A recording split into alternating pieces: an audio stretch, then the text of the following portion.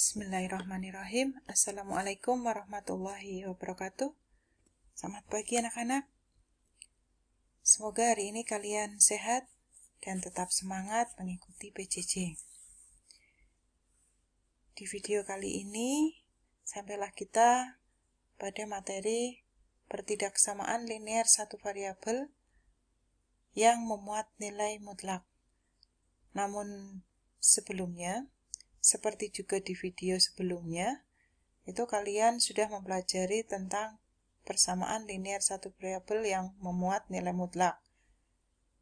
Dengan terlebih dahulu, kalian mereview persamaan linear satu variabel. Dan untuk video kali ini, seperti video yang sebelumnya juga, kalian akan mereview dahulu apa itu pertidaksamaan linear satu variabel, kemudian contoh-contoh soal yang terkait dengan pertidaksamaan, baru nanti akan dijelaskan tentang pertidaksamaan linear satu variabel yang memuat nilai mutlak. Oke, langsung aja. Sebelum kita sampai ke pertidaksamaan linear satu variabel, di sini kalian pasti tahu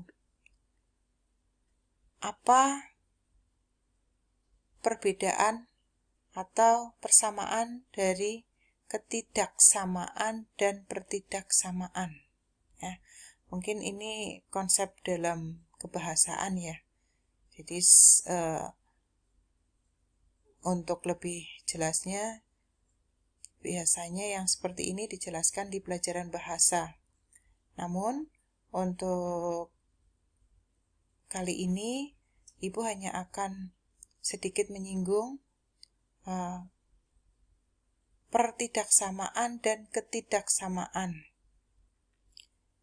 Apakah istilah itu sama atau ada perbedaan yang signifikan? Ya. Namun sebelumnya, kalian pasti tahu apa itu pengertian kalimat terbuka dan kalimat tertutup. Ya, kalimat terbuka yaitu kalau secara definisi adalah kalimat yang nilai kebenarannya belum dapat dipastikan secara langsung. Jadi belum tahu apakah itu benar atau salah ya. Jadi belum dapat dipastikan secara langsung. Nah, kebalikannya adalah kalimat tertutup, yaitu kalimat yang nilai kebenarannya sudah dapat dipastikan secara langsung. Jadi, dalam konsep matematika, kalau kalimat terbuka, itu biasanya di situ ada unsur variabel ya. Jadi, di situ kita belum tahu, selama variabelnya itu belum kita ganti, itu kita nggak tahu apakah kalimat itu benar atau salah. Sementara kalau kalimat tertutup, itu jelas udah tahu itu salah atau betul, gitu ya. Nah, di sini perbedaan yang paling mendasar dari kata pertidaksamaan dan ketidaksamaan itu ada di jenis kalimatnya. Jadi kalau pertidaksamaan itu adalah kalimat terbuka yang menggunakan tanda ketidaksamaan. Jadi, kalau pertidaksamaan itu di situ muncul variabel. Dan ciri lagi ada tanda ketidaksamaan.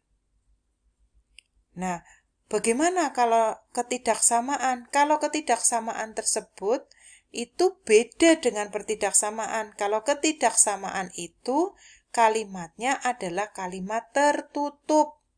Hanya menggunakan tanda ketidaksamaan. Contohnya bagaimana? Contoh gampangnya ya.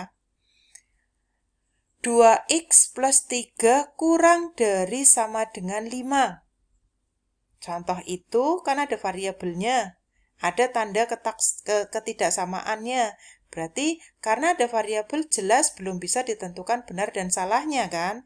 Maka itu namanya pertidaksamaan.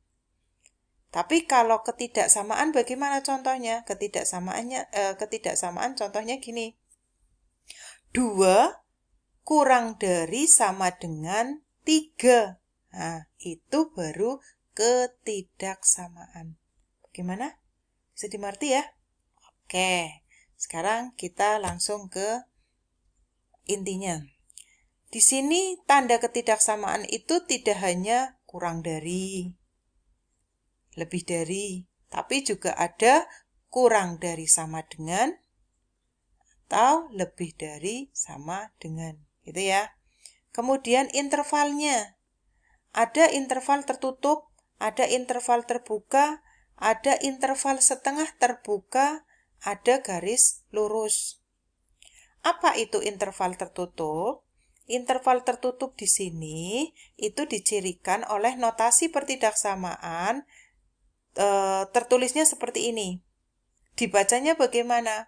X antara A dan B. Gitu ya.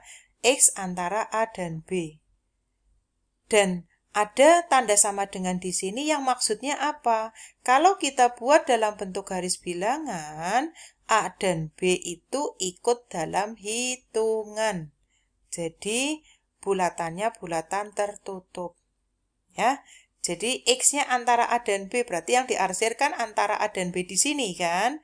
Dan antara A dan B itu, di A dan B itu bulatannya tertutup karena di sini ada sama dengannya, itu namanya interval tertutup. Kemudian kalau kita buat dalam notasi interval, maka pakainya kurung siku. Ya, A, B gitu.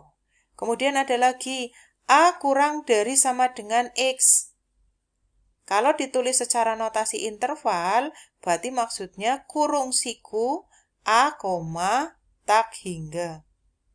Kok yang A ada, kemudian yang di sini tak hingga? Iya, karena di sini batas awalnya di sini kan A masuk ya, dan batas yang akhirnya kan nggak ada, berarti tak hingga.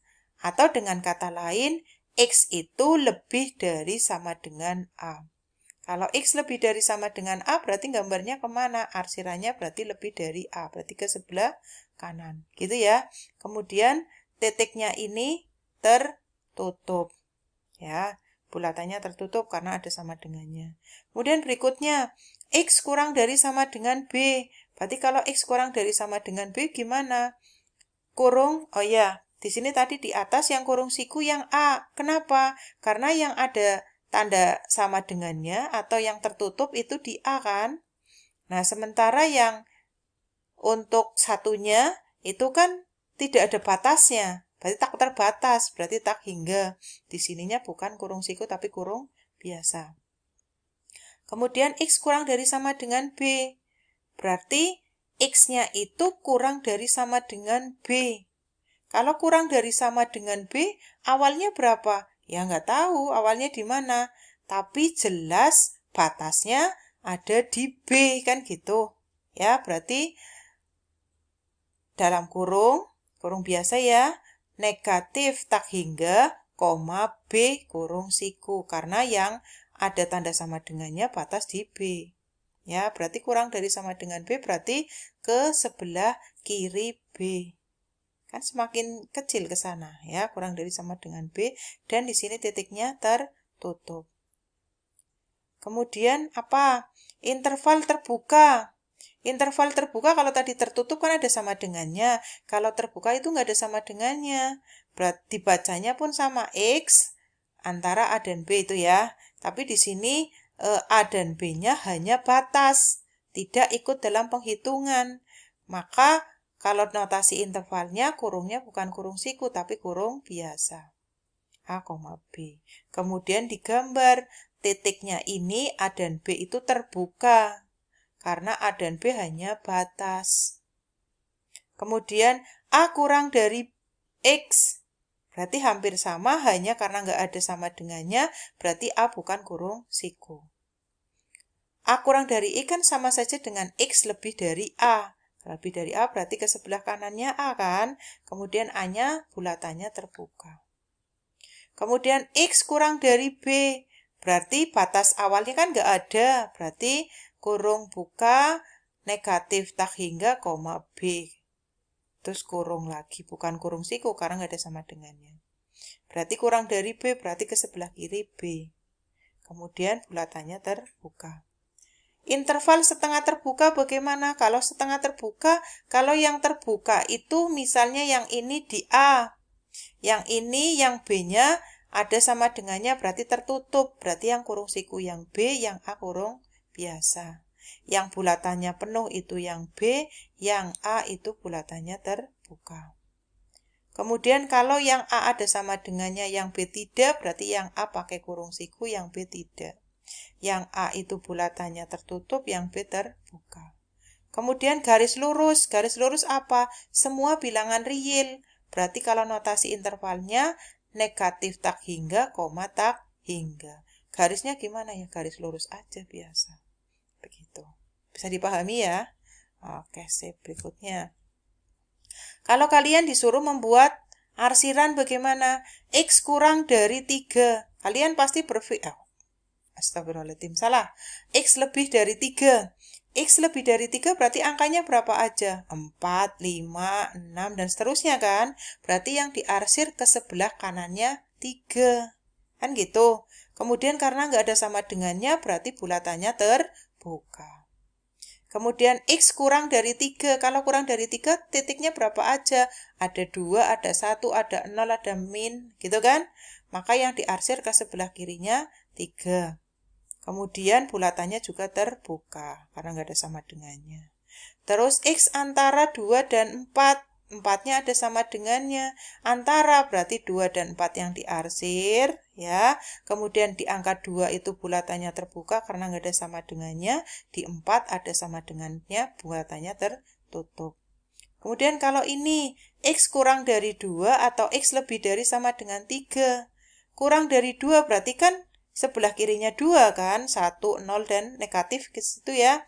Berarti yang diarsir ke sebelah kirinya 2. Kemudian bulatannya terbuka karena nggak ada sama dengannya. Atau berarti kan ada jeda. Terus X lebih dari sama dengan 3. Berarti lebih dari 3, 4, 5, dan seterusnya ya. Berarti sebelah kanannya 3. Kemudian ada sama dengan, berarti bulatannya tertutup. Gitu ya. Oke, berikutnya. Sifat-sifat dasar pertidaksamaan. Jika pertidaksamaan ditambah atau dikurangi dengan sembarang bilangan real, maka tandanya tidak berubah. Jadi kalau pertidaksamaan itu ditambah atau dikurangi dengan sembarang bilangan real, tanda tidak berubah. Kemudian jika pertidaksamaan dikali atau dibagi dengan bilangan real positif, maka tandanya tidak berubah. Jadi dikali atau dibagi dengan real positif nggak berubah. Namun sebaliknya, kalau pertidaksamaan itu dikali dan dibagi dengan bilangan real negatif, maka tandanya harus dibalik. Diingat ya. Kemudian, jika ruas kiri dan ruas kanan positif, maka suatu pertidaksamaan dapat dikuadratkan tanpa mengubah tanda. Kemudian, jika ruas kiri dan ruas kanan negatif, maka suatu pertidaksamaan dapat dikuadratkan asalkan tandanya harus dibalik. Dipahami ya, sifat-sifatnya diingat ya. Kemudian, jika A antara 0 dan B dan C antara 0 dan D, maka A plus C antara 0 dan B plus D. Jika A kurang dari B, jika A lebih dari B lebih dari 0 dan C lebih dari D lebih dari 0, maka A kali C lebih dari B kali D lebih dari 0. Nanti untuk lebih jelasnya akan dijelaskan di video selanjutnya. Untuk video kali ini sampai di sini. Jika ada yang belum paham bisa ditanyakan selanjutnya. Terima kasih. Saksikan video selanjutnya, akan disajikan beberapa contoh yang terkait. Terima kasih. Sekian. Wassalamualaikum warahmatullahi wabarakatuh.